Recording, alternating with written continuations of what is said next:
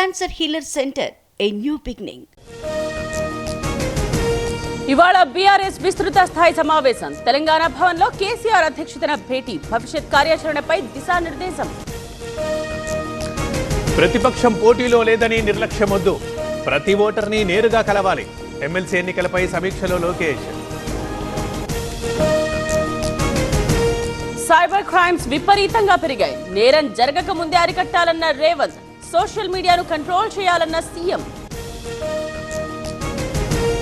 రాష్ట్రానికి growth engine గా aqua రంగం నిలవాలి.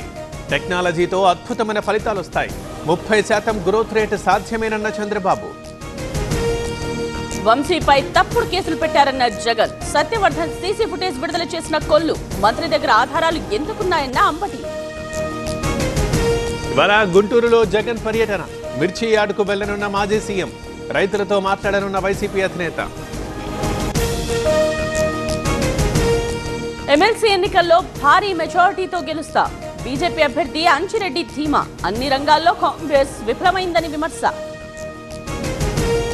ఏపీలో యూనివర్సిటీలకు వీసీల నియామకం.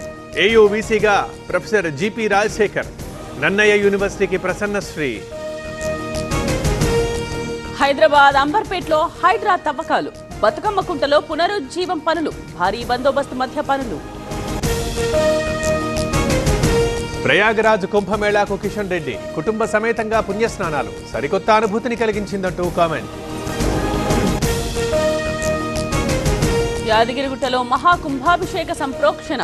ఇవాటి నుండి 5 రోజుల పాటు నిర్వహణ. 23న స్వర్ణ విమాన ఆవిష్కరణ. ముచ్చింతల్లో సమతా కుంభ బ్రహ్మోత్సవాలు. ఉదయం 10 గంటలకు దివ్యాభిషేకం. సాయంత్రం మహాపూర్ణాహుతి. తిరుమల కల్తీ నెయ్యి కేసులో ముగిసిన కస్టడీ. నిందితుల కస్టడీ పొడిగించాలని సిట్ పిటిషన్. బెయిల్ పిటిషన్ పై ఇవాళ విచారణ. పోలీసులే రిసార్ట్కొచ్చి హంగామా చేశారు.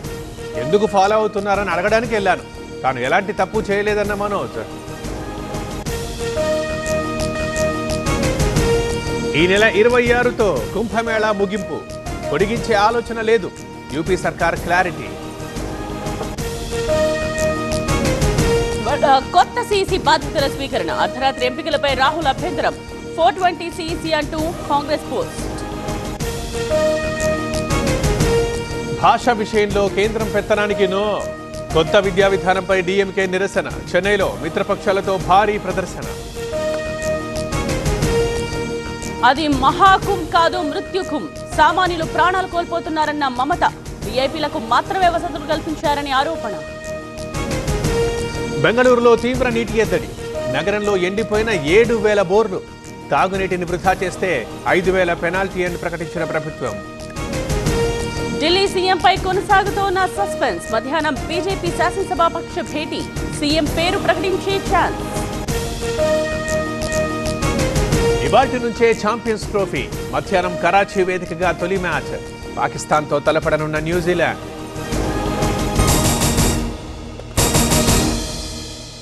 Cancer healer centre, a new beginning.